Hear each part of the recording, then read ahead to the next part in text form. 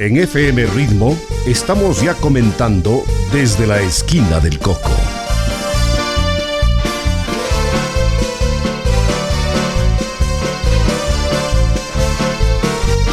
Desde la Esquina del Coco, el pulso de la ciudad que palpita fuerte en los hechos y personajes que han forjado nuestra realidad.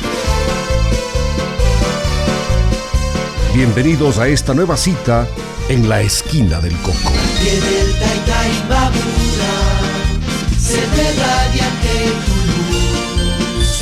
Ibarra, la más querida de las bellezas de mi Ecuador. Cuna de arte, cuna de vida, cálida y linda, tierra de Dios. Siempre orgullosos te cantaremos, Ibarra, leyenda y tradición. Saludos amigos, bienvenidos a una nueva entrega del programa Desde la Esquina del Coco a través de FM Ritmo. Hoy con la presencia del artista plástico ibarreño Franz del Castillo. Hablar de la vida de los demás es más sencillo que ponerse a contar la vida de uno. Por eso creo que esta vez me la pusieron fácil. Franz del Castillo es de aquellos personajes que se dan de uno en mil, y es que no conoce la palabra miedo y el riesgo es parte de su día a día. Así reza la presentación de uno de los artículos que consta en una de las obras que publican las pinturas de Franz del Castillo y que es escrito por Marco Cadena. Bienvenido Franz a FM Ritmo, cuéntenos de su vida. Sabemos que nació el 25 de marzo de 1990. Jovencito, sí. ¿No? Sí, bienvenido. Muchas gracias, querido Silvio, por la invitación. Sí, pues ya nací hace algunos años aquí en la ciudad de Ibarra, muy cerca de esta cabina de radio. Creo que van a unos 200 metros de aquí. Pues nací un domingo a las 12 del mediodía y pues soy orgullosamente ibarreño. Muy bien. ¿Sus padres? Una fusión. Mi papi es de San Pedro de Huaca. Tengo el 50% de mis raíces carchenses y pues mi madre nació aquí en la ciudad de Ibarra. Pero son familias de artistas, ¿no? Sí, por parte de mi madre hay una pasión innata ya pues por el desarrollo de la cultura, de las artes, de las humanidades y pues desde guagua siempre estuve en un hogar en el que la música, sobre todo la música y las letras estaban muy apegadas al diario convivir, y eso creo que influyó bastante en lo que terminé haciendo con mi vida, pues que fue convertirme ya en un actor del ejercicio plástico con la pintura. Así es, Marco Cadena justamente nos sigue contando que Franz llegó a una familia de esas a las que las artes y la cultura se les dan con naturalidad. Desde que estaba en pañales, Franz ya tenía algo que sus padres no identificaban, pero sabían que era un niño diferente a los demás. Esa era la vena artística que viene por genética y esas cosas que no todos lo tienen. ¿Cómo fue su formación primaria en la escuela? ¿Qué se acuerda? ¿En dónde estuvo? ¿En el colegio? ¿Sus profesores, sus compañeros, sus travesuras? ¿Y cuándo comenzó a despertarse el interés por la pintura? Bueno, le cuento, querido Silvito, que me acuerdo bastante de cuando era niño, y yo creo que tuve la suerte de vivir en una casa en la que vivía con mi abuelita, ¿no? Entonces tenía una abuelita que había sido profesora y habían bastantes libros de primaria escolar, sobre todo con ilustraciones en la casa. Entonces a mí me daban bastantes libros para jugar. Yo no fui un niño que tuvo una pelota, por ejemplo, para jugar. Yo me acuerdo que creo que tuve una pelota a los 7 años, pero de ahí antes de eso no teníamos en la casa una pelota. A pesar de que el patio de la casa era grande, no me daban juguetes, lo que me daban eran libros. Y mi mamá sí, desde que yo era muy niño, me empezó a inculcar bastante una pasión desmedida por investigar, por explorar el mundo, el arte y sobre todo una fascinación bien grande por la pintura. Entonces, desde pequeño comencé a ver bastante lo que había en algunos libros, varias ilustraciones, y asimismo a la par me daban hojas para que dibuje. Entonces yo dibujaba todo el tiempo. Me acuerdo que hasta dibujaba con una llave sobre las paredes de tapia de la casa, porque Mi papá anotaba a veces los números telefónicos en la pared así, cuando hablaba por teléfono. Entonces yo también aprendí a dibujar con una llave en la casa y así comencé. Raspando la pared. Raspando la pared comencé a dibujar bastante y prácticamente el dibujo, más que la pintura, el dibujo ha sido una raíz, una columna vertebral bien grande en todo lo que ha sido la formación artística. Yo creo que comencé a dibujar desde muy niño. Me acuerdo que a los 4 años yo ya dibujaba, que por eso cuando entré al jardín de infantes aquí en el Jardín María Montessori que había en Ibarra, También cerquita, ¿no? dibujaba bastante con mis compañeros y pues la profesora ya me decía, tú dibujas más que los demás, tienes que hacerte algún día pintor, y desde chiquito me decían que me haga pintor. Entonces ya fue como que me fueron marcando con todo lo que la gente decía. Y entonces terminó la escuela y le tocó la secundaria. Claro, obviamente tuve la oportunidad de ingresar al Daniel Reyes. Este era un colegio de artes y los profesores de ahí, muy buenas personas. Yo creo que siempre digo que una de las mejores facetas que tuve en mi vida fue haber estado en un colegio en el que todos éramos amigos, hasta con los profesores y los alumnos, porque compartíamos en común una pasión desmedida por el arte. Entonces nos decían desde el comienzo que allá no íbamos a hacernos profesionales para hacernos ricos en dinero, sino hacernos ricos en conocimiento. Así que pasábamos horas pintando, aprendiendo a conocer la geografía de la provincia a través de acuarelas, de dibujos, de pinturas. Y era algo muy bonito porque se convertía en una adicción. Yo creo que éramos adictos a la plástica en el Daniel Reyes, tanto así que a veces no escuchábamos el timbre de la salida del colegio y nos quedábamos dibujando hasta la tarde, o a veces nos olvidábamos de almorzar. Yo me acuerdo que hubieron muchas veces que no había celular cuando estaba yo en el colegio, y a las 4 de la tarde que llegaba a la casa mis papás ya eran enojados porque decían, ¿por qué no venías breve? Y en realidad era porque me quedaba pintando hasta esas horas en el colegio, porque no tenía sentido el tiempo cuando uno estaba muy enfocado a lo que le gusta hacer. ¿A qué profesor recuerda más? Bueno, tuve muchos profesores, y creo que el profesor al que más le recuerdo nunca fue mi profesor, fue más bien dicho mi mejor amigo, que fue el maestro Jorge Ortega, que lastimosamente él falleció hace algunos años, uno de los mejores ceramistas que han habido aquí en Ecuador y en Latinoamérica. Y recuerdo bastante de Jorge Ortega porque él era un profesor que casi nunca hablaba, hasta que uno no le cogía confianza. Luego ya no paraba de hablar el profesor, ¿no? Y le encantaba conversar sobre su vida. Él Más o menos como usted. Claro, tenía una fascinación bien grande por las artes, y Jorge Ortega era un profesor que se había formado en Estados Unidos, en Utah, en Colorado, y pues también que había logrado presentar su trabajo cerámico en China. Entonces él fue mi primer mecena. Gracias a Jorge Ortega, yo a los 16 años ya empiezo a tener el apoyo de una empresa muy grande, una distribuidora latinoamericana de materiales de arte, que era ERE Mercantiles, que empezó a regalarme los materiales para que yo pinte, y a la par también comienzo a trabajar con otro almacén de arte que se llamaba Svanra, los cuales me financiaron los primeros materiales que yo usé para hacer mis primeras colecciones de trabajo, como fue Critic City, o como fue los primeros cuadros con los que yo me gradué en el colegio. Y Jorge Ortega era una persona muy apasionada de la caricatura. Prácticamente él fue quien me dijo que me forme como un caricaturista, porque yo no tenía ese objetivo en mi vida. Me gustaba mucho dibujar y hacía muchas caricaturas. Me salía muy fácil el dibujarles rápido a los profesores. Pero no definía su tipo de, claro, de pintura o de dibujo. Y es algo gracioso que una vez me llaman a la inspección porque me encontraron dibujándole a un profesor. Entonces el inspector me dijo, yo ya con vos no tengo vida, mejor que hables con la rectora del colegio.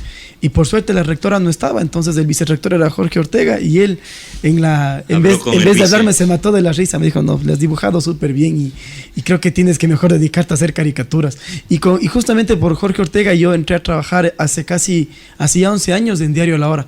Fue mi primer lugar de trabajo. Yo estaba en el Daniel Reyes todavía como estudiante, pero ya entré a trabajar en un medio de comunicación, a hacer caricatura de opinión pública, y eso también me ayudó a madurar bastante como caricaturista. Pero la caricatura no solamente es saber dibujar a la persona de una manera graciosa. Hay que ponerle asunto al tema, y hay que escoger el tema, y hay que buscar el motivo de la caricatura, ¿no? Claro, sin duda.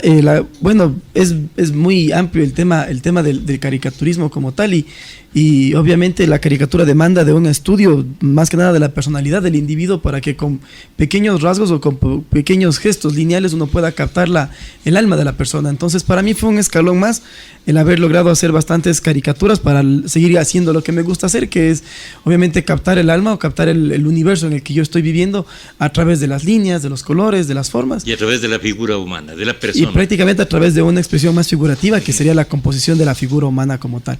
Entonces fue gracias a Jorge Ortega que yo comencé a hacerme caricaturista, y gracias a Jorge Ortega también comencé a hacer mis primeras exposiciones. Entonces yo tengo una gratitud muy grande con él. Qué pena que el maestro Jorge Ortega muere cuando yo tenía 20 años recién, pero todos los días y cuando hago alguna exposición yo me acuerdo de él, porque yo le tengo a él un cariño muy grande. Yo recuerdo que él, en todos los viajes que nos íbamos aquí y todo lado, él decía que la mayor gratitud de él sería que del Daniel Reyes, un estudiante al año, salga con las ganas de seguir siendo pintor toda su vida, porque no habían ese objetivo. Casi todos los que iban al colegio se hacían diseñadores gráficos, o como lo que nos tocaba hacer, porque yo también estudié diseño en la universidad, pero es porque todavía aquí no había instaurado una academia de plástica ya académica, no universitaria. Gracias a Dios ahora la técnica hasta ya ha creado una maestría de arte, y eso es algo que es muy bueno, porque Imbabura tiene una producción creativa y plástica grande enfocada a lo que son las artes visuales y plásticas. ¿Cómo le mira desde aquí, desde este tiempo a su colegio? No, le veo con bastante nostalgia, con bastante cariño. Yo le veo siempre como una casa. Pero como que están careciendo de local, de infraestructura.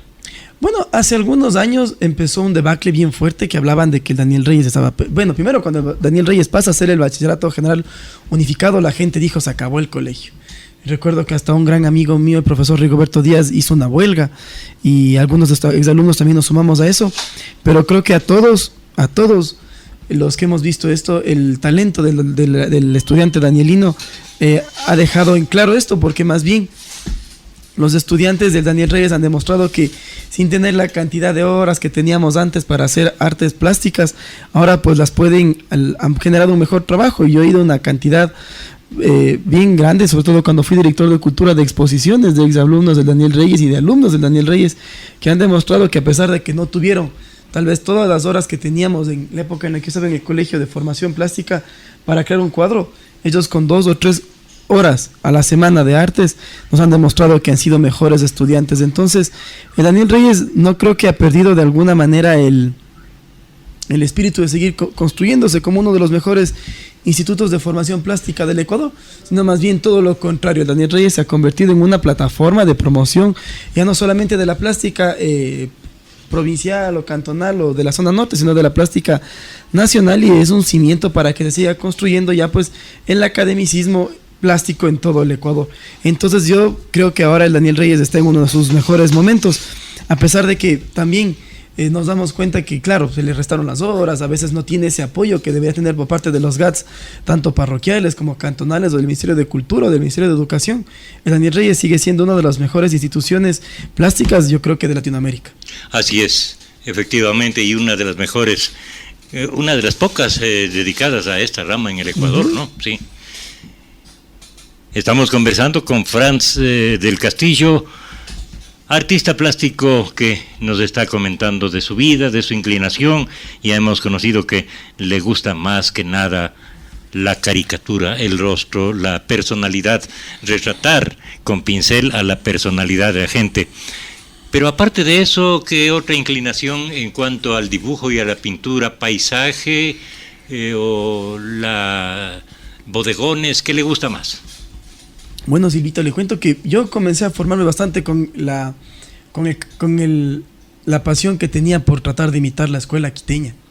Mi padre era un gran coleccionista de arte colonial, de arte republicano en esa época. Entonces había en mi casa cuadros de Rafael Troya, cuadros de Nicolás Gómez, teníamos algunos cuadros del siglo XVII y XVIII. Yo empecé a copiar eso, a tal punto que en algunas veces me fui al Camal a que me vendan la vejiga del borrego para empezar a brillantar mis cuadros con la vejiga, porque quería aprender estas técnicas. Esa era la técnica que usaban los antiguos para la piel, especialmente de las imágenes, ¿no? Claro, una técnica, bueno, es una técnica de barniz, un abrillantamiento que le da pues la sensación de que el cuadro tiene esta realidad tridimensional del brillo de la piel.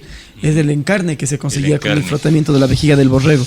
Entonces, me gustó mucho la caricatura, y yo creo que nunca me metí a ser caricaturista para estar en un diario o para ser un caricaturista de opinión, a pesar de que tuve un programa muy grande en la televisión nacional con casi 9 millones de personas que me veían en el rating, porque fue uno de los programas de mayor rating en el Ecuador cuando tuve el programa de Caricaturizando en Teleamazonas. En Teleamazonas, sí. A pesar de que he hecho caricaturas a muchas celebridades, no quería solamente quedarme ahí, sino obviamente llegar a obtener la excelencia con lo que hacía. Y como mi fuerte era la velocidad, Yo en el 2017, a finales de año, logré ingresar al libro de los récords Guinness y pues ahora ya soy considerado el dibujante más veloz vivo en la Tierra por haber dibujado una persona cada 20,2 segundos durante una hora. Esto es un total de 163 personas durante una hora. Creo que no habemos más de 7, 8 personas en el Ecuador que tenemos un reconocimiento y hemos ingresado a este libro tan importante que documenta acontecimientos o cosas extraordinarias. Entonces fue algo asombroso que lo haya conseguido, más aún en el Chota, en una comunidad a la que le quiero mucho y donde yo dejé donando un centro cultural con todas mis caricaturas para que se fortalezca la promoción de la cultura allá. Pero más allá de eso, me encanta pintar de todo. Entonces he pasado por varios ismos. En el 2016 intenté crear un ismo que fue Neuroarte. Tuve una exposición de mis cuadros en Nueva York a través del apoyo de la Comisión de Ecuatorianos que residen en Nueva York, a través de un gran amigo que es Orly Reyes en Nueva York. Logré exponer 30 cuadros de estos. Yo los vendí los cuadros allá. Era obra totalmente abstracta. Después de esto comencé a pintar en otro ismo que estoy practicando bastante ahorita, que es el realismo espontáneo, que trato de alejarme un poco más de la caricatura, pero trato de acercarme más a capturar el alma y la personalidad de las personas a través de las pinceladas rápidas. Y tal vez es porque estoy tratando de buscar un nuevo estilo en mi pintura. Entonces nunca me gusta quedarme quieto en un solo estilo. Yo creo que ahorita ya estoy llegando como al 5.º estilo, oficialmente hablando, ya pues que he producido una gran colección en serie. Hablando de estilos o de tipos de pintura, reconocemos el realismo, el hiperrealismo, el surrealismo, el impresionismo, el expresionismo, el arte abstracto y el arte pop. Es lo que puede decirse en cuanto a estilos de pintura. Hay una pregunta en las redes sociales. ¿Qué cuadro pintó para el colegio Daniel Reyes? Porque la tradición es que los graduados en ese colegio pintan un cuadro y lo dejan ahí, lo donan al colegio. ¿Cuál es su cuadro? Claro, bueno, algunos cuadros he dejado en el Daniel Reyes, sobre todo los trabajos. Yo recuerdo que en 5.º curso hice unas réplicas de las obras de Vincent Van Gogh que los profesores me pidieron que se queden en la biblioteca, ¿no? Y hay algunos cuadros que yo pinté de Vincent Van Gogh, que yo mismo preparé la pintura con cebolla, y fresco solo y harina, porque me inventé una técnica de... Una vez haciendo una torta de huevo con cebolla, se me ocurrió que la cebolla era viscosa, entonces preparé una buena técnica, sirvió, y dejé algunos cuadros ahí luego de haberles barnizado para que no se descompongan.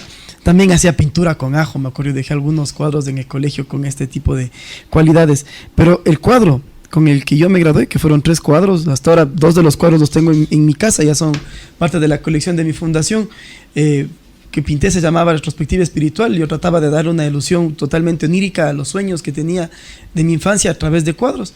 Y el cuadro que dejé en el Daniel Reyes tiene un nombre bien chistoso, que ahorita me acuerdo, se llamaba Lívido Encuentro Taciturno entre lo satírico y lo romántico. Y era un cuadro que hablaba, era un cuadro que prácticamente nunca le han expuesto en el colegio. Yo, si es que está escuchando algún profesor del Daniel Reyes, le diría que de vez en cuando le saquen a pasear al cuadro, porque el cuadro era una chica desnuda que estaba mi perrito abrazándole, ¿no? Entonces les pareció muy morboso. En realidad, en ese momento el cuadro, a mis profesores me dijeron que, claro, vio el cuadro, era la laguna de Yaguarcocha, una chica, un desnudo femenino de espaldas, y sobre este desnudo estaba un perro. Entonces me decían que era un cuadro muy morboso para graduarme, pero sin embargo lo defendí bien. Fue una buena versión para graduarme. Estaba bien hecho. Y este es el cuadro que técnicamente hablando, pues se quedó en el Daniel Reyes. En más de unas 10 ocasiones hemos querido comprarle esta obra al colegio. Hace algunos años nosotros llegamos con una oferta de casi $2,000 para adquirir la obra, pero el instituto no nos quiso vender la obra. Entonces el cuadro sigue en el colegio y pues en algún momento yo creo que está guardado. Puede venir. Está guardado el cuadro ahí. ¿Cuántos alumnos se graduaron en su promoción? 8. ¿Y siguen pintando los 8? Uno de mis mejores amigos, que es Cóndor Carlosama, pues es un excelente profesor ya del Daniel Reyes, un amigo que le admiro y le respeto mucho porque tiene un trabajo excelente, es un excelente artista y sigue siendo pintor. Alexis Sura, que es otro voluntario de mi fundación, que fue un ex compañero en el Daniel Reyes, siguió pintando. Yo logré hacer que Alexis exponga en el Ayuntamiento de Los Ángeles en el año 2017 una colección de cuadros. Él es un pintor radicado en el Valle del... Bueno, es del Valle del Chota, vive en el Valle del Chota, justamente en el pueblo de Chota, donde yo batí el récord Guinness, y por eso batí el récord allá, por la fraternidad que tengo con con Alexis, y yo le di la mano pues para que a través de mi institución él exponga. Ya algunos hemos seguido con la plástica, no todos obviamente, de los demás poco sé sobre su ejercicio plástico, artístico, pero sin duda yo creo que el hacer pintura o el hacer arte demanda más allá de todo, de un alto espíritu de creer en sí mismo. Entonces cuando nadie cree en nadie, uno tiene que seguir creyendo en sí mismo para que las cosas se sigan dando. Así es. Usted mencionó hace un momento de una fundación. ¿Cuál es esa fundación? ¿Qué fines y qué objetivos persigue? ¿Dónde está radicada? ¿Y qué ha hecho esa fundación? Bueno, nosotros yo tuve la oportunidad de justo estar hace 4 años viviendo en Los Ángeles. Silvito, estuve un tiempo en Los Ángeles, en California, estuve en Hollywood, estuve en Denver promocionando mi trabajo. Esto fue gracias al apoyo de una institución financiera en la cual yo trabajé varios años, y ellos prácticamente me auspiciaron, fueron mis mecenas. El ingeniero Serafín Maliza, un gran amigo mío, él me becó porque prácticamente fue un mecena conmigo. Él me auspició económicamente para que yo viaje a estar durante varios meses viviendo en Estados Unidos y obviamente promoviendo ya mi trabajo, y sobre todo un proyecto pictórico que él me ayudó a hacer, que era Fandango. Un proyecto pictórico que hablaba sobre la felicidad de los pueblos indígenas. Estos cuadros, que fueron 25 cuadros pintados. Fandango, felicidad de los pueblos indígenas. Claro, pero un fandango es como un baile de otro país, ¿no? Sí, era, bueno... O es una fiesta. El fandango es el reggaetón del siglo XVI. Así es como uno de los críticos de arte le catalogaba, porque el fandango fue una de las composiciones musicales más fáciles para tocar en el siglo XVI, en el siglo XVII, porque era muy monótona. No lo que acostumbraba a hacer Mozart o lo que acostumbraba a hacer en esa época los grandes de la música como Haydn, de hacer composiciones grandes. Muy elaboradas. Y no, el fandango era una composición de 3/4 que no duraba más de 8 minutos, creados para que la gente los baile. Entonces, por eso decían, vamos a un fandango, porque era una fiesta. Claro, la fiesta. Y obviamente el fandango llega con los españoles a Latinoamérica y se convierte en una canción, obviamente más para los pueblos imbabureños de Otavalo, de Peguche, de San Roque, de Lumán, en un baile, más que nada, en una pieza musical que se toca cuando la gente se casa, o se toca cuando los niños fallecen, o en los bautizos. Entonces tuve la oportunidad de irme más bien dicho, me colé en un matrimonio en Otavalo, y los novios se portaron tan buenas gentes conmigo que yo les dije, voy a hacer algo para agradecerles siempre a ustedes. Y ese día pasamos tan bien con mis amigos que les dije, voy a plasmar la felicidad de la gente en un proyecto. Fandango a la final pasó de ser una idea a ser un proyecto que tuvo una retribución de casi $250,000. Tengo de estos cuadros en varias partes del Ecuador. Es más, justamente he hablado ya con el MUNA, el ex ministro de Cultura aprobó que varias de las obras de Fandango sean parte de la colección del Museo Nacional del Ecuador. Y estos cuadros pintados sobre planchas de madera forradas de oro hablaban sobre la felicidad de los ecuatorianos. Entonces, cuando voy a exponer estos cuadros en California, Silvito, es cuando se me ocurre abrir una fundación, y creamos el proyecto de la Fundación Franz del Castillo en Los Ángeles, con la Comisión de Fiestas Patrias Ecuatorianas en California. Esto lo hice gracias al apoyo de varias personas allá, Mentor Paredes, Patricio Vázquez, Franklin Figueroa, Catalina Sainz, y sobre todo Giovanni Galarza, que es hasta ahora el presidente pro tempore de la fundación en California. Ellos me apoyaron hasta económicamente para constituir una fundación muy grande, que luego, a la par con el apoyo de una inversión que hace a través de la Universidad de las Cruces de Nuevo México el doctor Ricardo Arellano, se logra crear una incorporated, la primera corporación cultural ecuatoriana abierta en el estado de California. Esto fue en el año 2016. Gracias a la fundación yo logré ingresar al libro de los récords Guinness. Gracias a la fundación hemos hecho proyectos de apoyo bilateral, intercambios culturales. Nosotros con la fundación logramos abrir el Centro Cultural Baila Bonito en el Chota.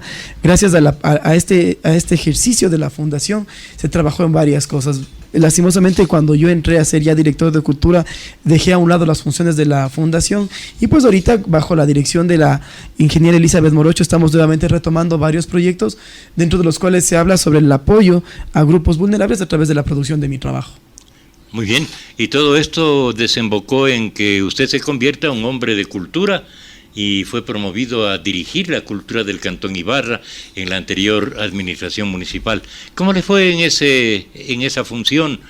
¿Qué tales recuerdos, y está satisfecho de lo que se hizo? ¿Se puede hacer más o las cosas no caminan bien? Bueno, en realidad el mundo es un mundo de realidades, ¿no? Tiene muchas opiniones y muchas perspectivas, y casi todos los que estamos en el diario Convivir Ibarreño pensamos muchas cosas diferentes de las autoridades, y la verdad es que quien entra a un puesto burocrático de dirección de alto o de un cargo político alto tiene que casarse y tiene que hacer vida con ese puesto, no puede dejarle a segundo plano, y eso es algo que demanda tal vez de bastante pasión. Hace más de un año, cuando el ingeniero Álvaro Castillo estaba de alcalde, me llamó un día al despacho y me dijo que él había hecho un test para ver a quién colocaba de director de cultura, y obviamente en base a una encuesta ciudadana él había visto que mi nombre se perfilaba entre los favoritos para la gente, y me dijo que si es que podría yo ser director, primero en base a lo que tenía de experiencia. Gracias a Dios, mis más de 10 años de experiencia como profesional ya en el seguro, porque desde los 17 años trabajé y me afilié, me sirvieron pues para que yo logre ser director de cultura. Más allá de eso, también formación académica ya con una licenciatura. Entré a la dirección de cultura y la realidad fue otra. Uno se convierte en el enemigo de todo mundo. Todo lo que uno haga, por más bonito que sea, a la gente no le gusta. Pero también hay el lado bonito, el lado increíble, el lado agradable de la vida, que es contribuir. Yo hoy asistía a la dirección de cultura desde que tenía unos 14 años con mis compañeros, porque me encantaba ir allá. Hasta me acuerdo que fui a ver la primera restauración de las obras de Rafael Troya en el 2004. Y ya hacía eso la dirección de cultura en esa época, cuando estaba Brian Andrade, cuando luego estuvo el señor Andrade en la dirección de cultura, cuando luego estuvo Galo Villegas. Y pues coger la dirección de cultura era tomar la posta del desarrollo cultural de todo un cantón, una ciudad de más de 200,000 habitantes. Entonces mi primer punto de partida fue obviamente descentralizar la cultura y darle a la cultura el aspecto de cultivar y de seguir evolucionando en varias manifestaciones. Por eso me enfoqué bastante en trabajar con temas de promoción de las artes y del humanismo con los jóvenes. Esto llevó a que creemos proyectos grandes enfocados a lo que era la promoción y el desarrollo de la cultura con la juventud. Dentro de cosas trascendentales, nosotros logramos marcar un hito en la historia, y esto fue gracias a un proyecto de autogestión que yo lo hice con la Embajada de Ecuador, la Embajada de España en Ecuador, con el apoyo de la Fundación Goyasamín, con el apoyo de grandes amigos. Entre estos estuvo el señor Fidel Legas, que me ayudaron a lograr traer por primera vez en la historia de Ibarra una colección de 42 silografías originales del maestro Salvador Dalí. Haber traído eso fue un antes y un después en la promoción de las artes aquí en Ibarra. Y tuvimos cerca de 110,000 asistentes en el Centro Cultural del Cuartel en ese año. Eso hizo que en el mes de octubre, conjuntamente con el ex coordinador del Centro Cultural del Cuartel, el licenciado Gastón Anrango, viajemos al Encuentro Mundial de Museología en Valencia. Obviamente Gastón fue quien recibió un reconocimiento, y yo dejé que Gastón reciba, porque él fue quien creó el Centro Cultural del Cuartel. Recibe un reconocimiento por la gestión y la calidad y la atención de servicio que brindaba el Centro Cultural del Cuartel. Esto no lo decimos nosotros, no lo decía el GAT de Ibarra, no lo decía el Ministerio de Cultura, lo decía el ICOM, que es el Instituto Mundial de Organizaciones Museológicas, que hizo su encuentro mundial en Valencia. Luego de eso tuvimos la oportunidad de estar en Barcelona, estar en París, promoviendo todos los proyectos que hacíamos. Entonces, sin duda, marcó un hito histórico lo de generar el proyecto de Salvador Dalí. Las cosas políticamente hablando no se dieron como pensábamos. Yo dejé instaurando más de 22 convenios con la sociedad civil, desde el desarrollo de una película de producción de talla internacional aquí en Ibarra, la creación del mural más grande del mundo en el anillo vial, una apertura de más de 8 escuelas de promoción de las artes. Pues que de alguna manera yo entenderé que en su momento, cuando analicen las nuevas autoridades a cargo de la cultura y a cargo del liderazgo en la ciudad, verán de alguna manera que nunca fueron proyectos de interés político partidista, sino que fueron proyectos humanísticos generados a partir de la opinión y del deseo ciudadano de seguir contribuyendo a Ibarra. Hicimos varias cosas, con decirle que creamos un proyecto con el Club Galileo para hacer un observatorio del fenómeno OVNI en el Abra, y a partir de esto hacer una investigación de la zoomorfología y de toda la manifestación precolombina en las vasijas que se encontraban de los pueblos caranquis en Caranqui, y también fusionando con la cosmovisión andina. Estamos hablando de el Abra en el Monte Imbabura. En el Monte Imbabura, que es uno de los mejores observatorios de ovnis en el Ecuador. Esto lo hicimos con Jaime Rodríguez, con un ufólogo, y este era un proyecto de repontización y turismo comunitario. Entonces hicimos muchos proyectos. Yo creo que lastimosamente a la Dirección de Cultura le faltaba más gente. No podíamos, las 21 personas que trabajábamos ahí no podíamos con todo, porque es bien fuerte trabajar en la cultura y es algo muy primordial. Yo creo que ni en el Ecuador ni en Latinoamérica Y por eso seguimos siendo un país tercermundista muy mediocre, y Latinoamérica sigue siendo un continente mediocre en apreciación cultural. Pero, Franz, ¿qué hay del concepto generalizado de que a la Dirección de Cultura se le encarga los programas de fiestas únicamente y la farra? Lastimosamente, todo lo que pasa en la ciudad obedece al único jefe supremo, que no es el alcalde, sino es el pueblo. Y al pueblo, lastimosamente, a veces toca darle lo que exige. Cuando a mí se me ocurrió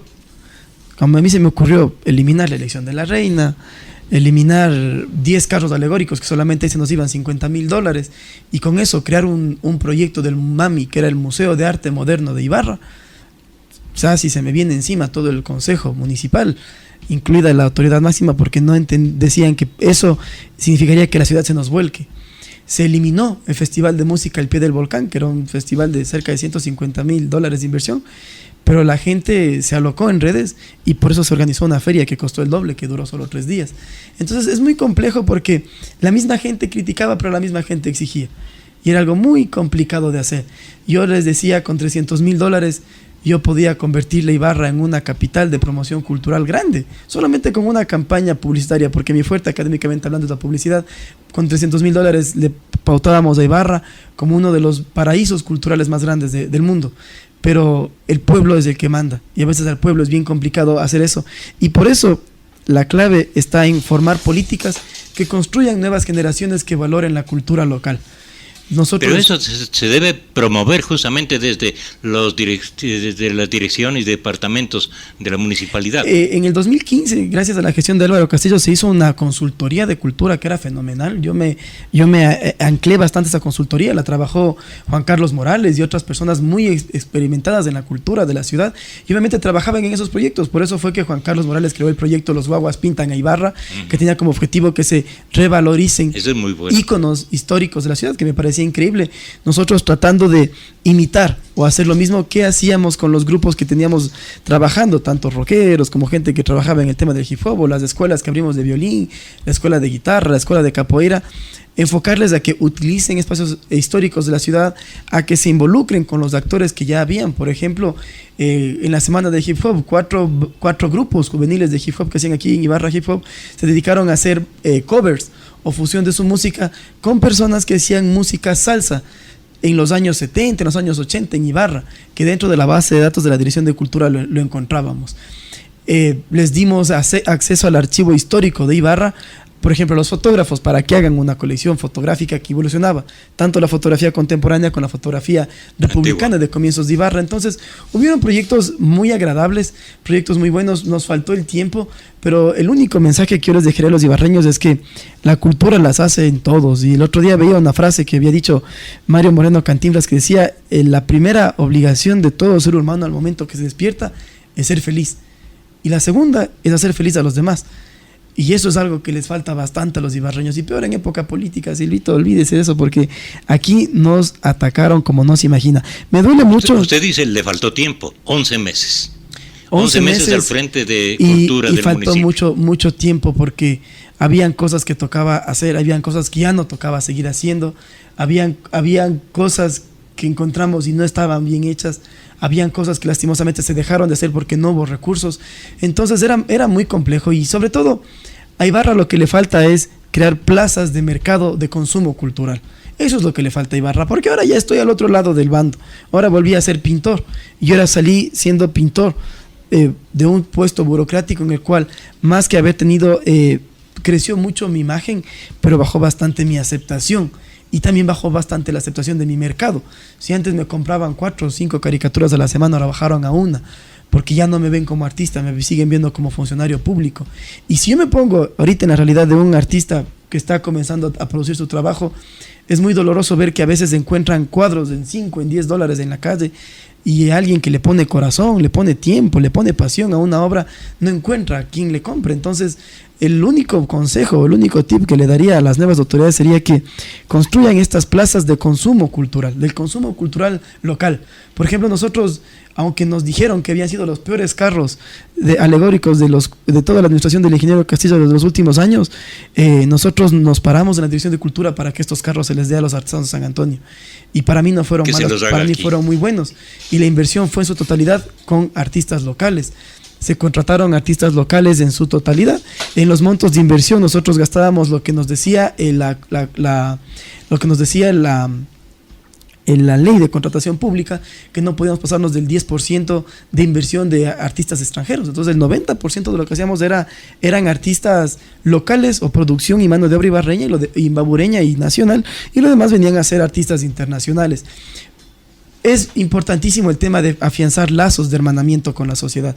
Una de las cosas más importantes que yo logré hacer, y no sé si se seguirá dando, fue el haberle involucrado a Ibarra dentro del proyecto mundial de la Agenda 21 por la Cultura, que es un proyecto mundial que lo hace la UNESCO con el apoyo de CGLU, que es uno de la Asociación Mundial de Gobiernos Locales Unidos. Por eso fue justamente que yo estuve en Barcelona firmando un convenio a nombre de la ciudad de Ibarra para que Ibarra sea considerada ciudad piloto en la promoción y el fomento de la cultura. Ese era el primer paso para que después de 8 años Ibarra se postule a ser ciudad creativa por las artes, por San Antonio de Ibarra, por los bordados de Zuleta y por la bomba del Chota. Hay personas silenciosas que hacen excelentes trabajos. Marcelo Gómez, que está en la Técnica del Norte y es un gran amigo, él logró hacer un proyecto de patrimonialización del tallado de San Antonio, que ya lo están trabajando, sin ser funcionario del municipio, sino como un funcionario de la Universidad Técnica del Norte. Él fue director de Visión Mundial. Claro, ha creado este proyecto. Entonces, son cosas que uno debería aprovechar y deberían estar en primera plana en un diario. No sacar que a 2 venezolanos les ajustician porque han robado un tanque de gas, sino sacar que obviamente un ibarreño, sin que nadie vea, está logrando hacer lo que no ha hecho una parroquia que es cerca de 20,000 habitantes en más de 45 años de industrialización de su tallado, que es haber hecho que se convierta en patrimonio el ejercicio del tallado, porque esto ya le genera una marca de promoción internacional. El día miércoles me estaré reuniendo con Patricio Zambrano, con el embajador de Ecuador, en la UNESCO, justamente porque me van a entregar una declaratoria después de una investigación que han hecho de ser el dibujante más veloz en la historia de la humanidad. No hay ningún registro en la historia occidental documentada que hable de alguien que haya dibujado más rápido que yo. Esto es desde el descubrimiento de América hasta acá. Entonces yo, en silencio, con mi fundación hemos estado trabajando ya cerca de 1 año y medio en la generación de este proyecto a partir de la obtención de un récord Guinness. Y justamente Patricio Zambrano decía, Imbabura tiene tanto potencial de exportación que solamente sería necesario que cambien la matriz de producción, de que Ibarra sea una ciudad comercial a una ciudad comercial cultural y de exportación cultural. Aquí no hay pozos petroleros, pero hay artistas. Y si exportaríamos el talento que tenemos de los artistas, Imbabura estaría al otro lado. Ahora que somos Geoparque, yo creo que va a haber esta oportunidad, y solamente un consejo a las autoridades: que hagan lo que hagan, no se olviden de que es triste ver que un artista ingresa al sistema porque no tiene las oportunidades que necesita en el país para lograr cumplir sus sueños. Y eso es lo que los artistas siempre buscamos, ¿no? Nada más. Pueden ponernos las mejores leyes de cultura, las mejores ordenanzas. Una ordenanza y una ley no le hace a un artista. Lo que a un artista le hace es la pasión que le pone a su trabajo y el nivel de gratitud que tiene el pueblo y la humanidad hacia su trabajo. Entonces, la segunda parte sí necesita netamente del involucramiento de una sociedad que construya a través de políticas públicas el aprecio y sobre todo para que siga desarrollando la cultura y se cultive, porque cultura significa cultivar el humanismo. ¿Qué está haciendo ahora, Fran? Silvito, ahora me despierto a las 11 de la mañana. Está madrugando mucho. volviendo a recuperar mi horario de artista. A mí me encanta pintar las madrugadas. Entonces yo sí me quedo siempre hasta las 2, 3 de la mañana dibujando, pintando y trato de aprovechar la noche. Le dejo un consejo a todos los oyentes que me están escuchando: busquen en internet una leyenda muy increíble que se llama La Hora de los Duendes. En Imbabura, y sobre todo con la cosmovisión andina, y tal vez en Latinoamérica le conocen como La Hora de los Duendes. En la cultura de los celtas le decían La Hora de las Hadas. En China le dicen que es la Hora de las Estrellas. Pero está científicamente comprobado que si un ser humano trabaja a la madrugada, no trabaja, sino hace que sus sueños trabajen por él. Y es por eso que fluye más la creatividad en la madrugada. A ver, ¿y qué has soñado? He soñado muchas cosas, estoy en muchos proyectos. Yo volví a retomar desde cero mi trabajo pictórico, he vuelto a convertirla en mi departamento en un estudio en su totalidad y me paso ahora pintando todo el tiempo. Yo estoy pintando bastante, le pido a Dios todos los días que no me haga volver a estar en el sector público, sino que haga que la gente compre mis trabajos y vivir del arte, porque lo más bonito es vivir de los sueños. Me encanta bastante la política, me encanta bastante la burocracia, pero es un consenso grupal y colectivo. Y como en una canasta, si es que hay una fruta dañada, es bien complicado que las demás frutas no se terminen dañando. La gente se corrompe bastante y peca bastante cuando las cosas son fáciles. Y yo creo que los artistas venimos del otro lado, del que nos sacamos el aire todos los días, primero para buscar un cliente. Yo digo, qué fácil que es para un médico, porque alguien se enferma y ya está. Pero no se dan cuenta que los artistas somos los médicos del alma y nadie se quiere curar el alma. Es que el enfermo tiene que curarse físicamente.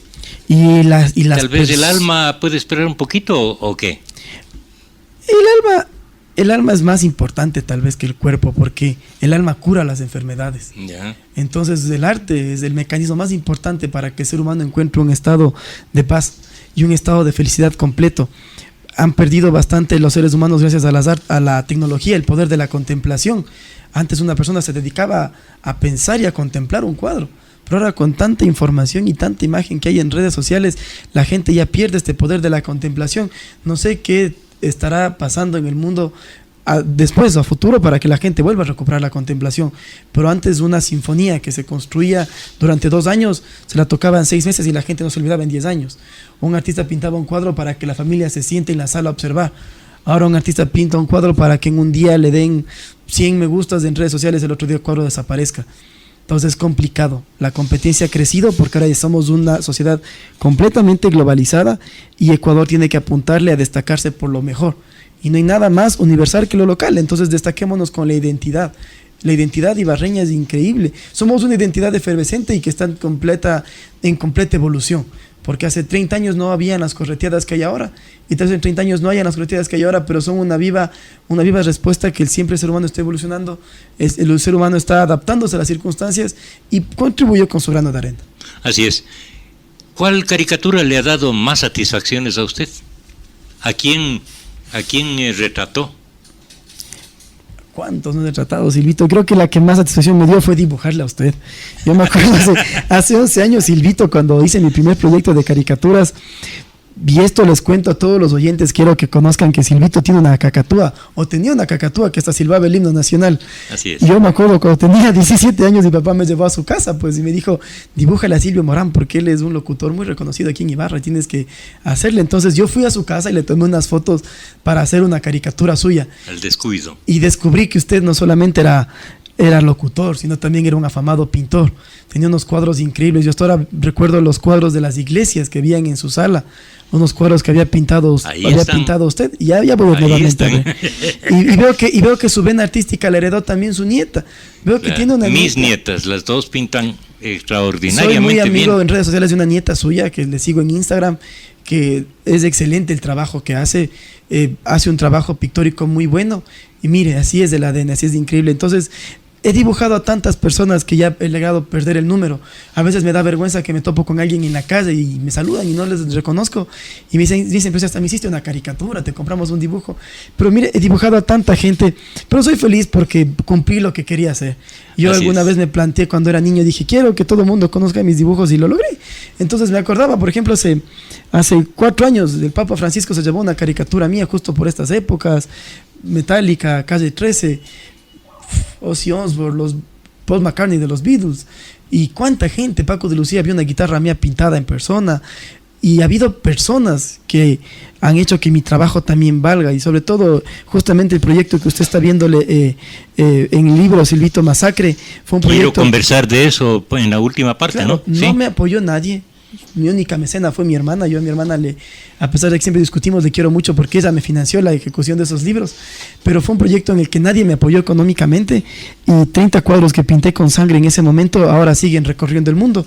Estaré en unas semanas después en una gira en Colombia exponiendo este trabajo de estos cuadros, pues, que ya estuvieron expuestos en San Francisco. Franz nos está hablando de su libro Masacre, que publica 30 cuadros pintados con sangre. ¿Por qué? La verdad, Primero la temática, ¿no? Se trata de corridas de toros. Una obra totalmente abolicionista. Se fue dando. Trabajaba en el TV Norte y un día haciendo una caricatura me salió sangre y estábamos en vivo, entonces me salió sangre de la nariz y Ramiro Buccelli, para no quedar mal ante todos los televidentes, dijo, bueno, y Franz del Castillo va a comenzar a pintar con sangre. Dijo, porque ahorita le acaba de salir sangre de la nariz y no nos sorprendería que coja la sangre que le está saliendo y pinte una caricatura. Y se rieron. Y ya me quedé con eso en la cabeza y dije, si pinto con sangre. Entonces empecé a investigar y no había hecho nunca una exposición en Quito. Y este proyecto... Pero yo le vi pintar con sangre aquí en el teatro, en el antiguo teatro municipal, en los inicios de esa época, ¿no? Y justamente yo cogía lo primero que encontraba a la mano. Me fui al Camal, me regalaron sangre, no sirvió. Les pedí a los vecinos que tenían un laboratorio en la parte de abajo de la casa, anticoagulante, le mezclé y empecé a crear. Entonces, como no tenía nada técnico, lo único que hice fue coger botellas, meter sangre y le mezclaba con lo que encontraba. Un día fui a la cocina y le dije, mami, présteme la cocina, y le mezclé con aceite, le mezclé con mantequilla, con fresco solo, y me di cuenta que había algo de fotosinergia en la sangre. Si la sangre se quedaba más tiempo en la luz, se hacía más clara, era como el aceite de linaza. Entonces, le dejaba la sangre 2 días en la luz y se hacía más clara al momento de pintar. Le enterraba la sangre y se hacía más oscura. Logré patentarle gracias a una tía mía que trabajaba en el YEPI, porque el universo pone las personas que uno quiere.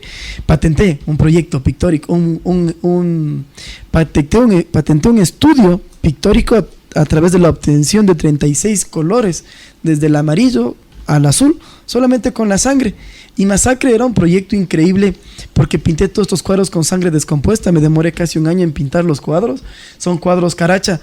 Y Jorge Luis Narváez fue el curador de este proyecto. Y me acuerdo que Jorge Luis dijo, estos cuadros van a estar vivos toda la vida. Y no se equivocó.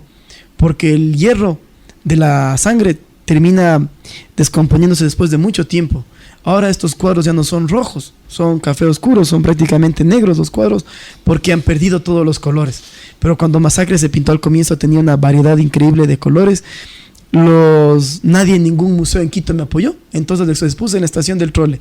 Tuve 500,000 asistentes en el primer mes y la Erika Silva, ministra de Cultura en esa época, me entregó una carta porque dijo que Masacre había sido la exposición más visitada en el 2011 en el Ecuador, después de 2 exposiciones que hicieron de artistas internacionales.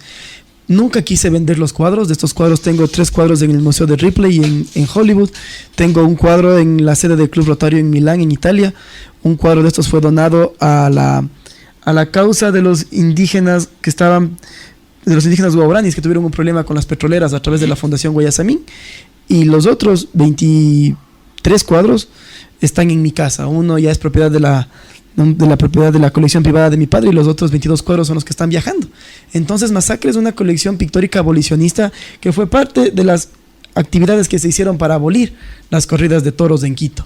Esta obra fue una obra que la hice atentado, Silvito. A mí casi me meten preso porque como nadie me auspiciaba, logré venderle como un atentado cibernético con Anonymous.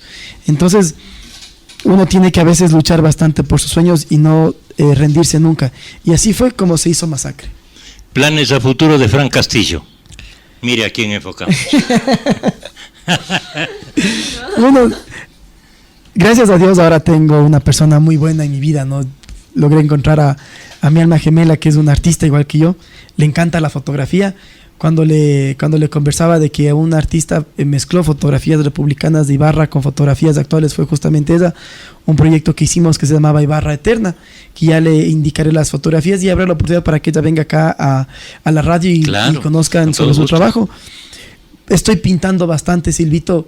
Dejé casi 20 proyectos suspendidos mientras fui director de cultura y durante el tiempo que duró una depresión muy fuerte que tuve porque me separaron casi durante 2 años para que no le vea a mi hija y legalmente me separaron, por eso yo no creo mucho en las leyes, sino en la ley divina. Ahora volví a pintar, ¿no? Entonces tengo a mis inspiraciones cerca, a mi mamá, a mi hija, a mi enamorada y estoy pintando bastante. Ahora prácticamente ya no tengo miedo de no pintar, sino tengo miedo de que se me acabe la pintura porque estoy pintando bastante. Entonces tenemos varios planes a futuro. Yo en 3 semanas estaré en Colombia, tengo una gira por allá, me estaré reuniendo con varias autoridades políticas en Ibagué, en Pereira, en Cali, posiblemente también tengamos una reunión en Bogotá con una galería. Luego de esto tengo ya preaprobado una exposición en Arequipa. Voy a estar pintando un mural en San Cristóbal de las Casas, en Chiapas. Y pues después de esto tendremos una gira en Europa. Estaré mandando algunas pinturas para la ciudad de Toulouse y de París con el apoyo de la UNESCO. Y pues le cuento que mi enamorada tiene raíces carchenses, pero también tiene raíces alemanas, así que tenemos a futuro pues el deseo pues de exponer en Alemania. Ella tiene su familia en Augsburg, que es una ciudad que queda al sur de Alemania, en Baviera, y pues obviamente pensamos a futuro a ver si es que podamos también por allá instalar una plataforma de promoción con la fundación, como la que hicimos en Estados Unidos o como la que hemos hecho aquí en Ecuador. Felicitaciones, Franz, suerte siempre, que Muchas gracias, tengamos siempre Silvito. buenas noticias de yo usted. Muy agradecido pues del programa de la Esquina de Coco. Creo que estos programas son los que necesita Ibarra, porque descubren a talentos y redescubren a ciudadanos que en silencio siempre trabajamos por ver la Ibarra bonita, por ver la Ibarra como siempre la queremos ver, una ciudad hermosa. Yo creo que uno no necesita ser alcalde, ser concejal o ser director para hacer que Ibarra sea mejor. Simplemente necesita ser bueno con sus vecinos, ser bueno con su familia, ser bueno con su entorno. Y si es que encuentra una funda sucia en la calle, en Ibarra, créame que si es que la pone en la basura, hará tal vez mucho más que muchos funcionarios que pasan sentados en un escritorio. Y eso es ser bueno consigo mismo. Y eso es ser bueno consigo mismo y con el cambio que todos queremos para Ibarra. Fran del Castillo, felicitaciones. Hasta otra oportunidad. Gracias a la atención de nuestros oyentes. El programa se repite el domingo a las 8:30 de la mañana y pueden revisarlo en cualquier momento en nuestro canal YouTube. Hasta otra oportunidad.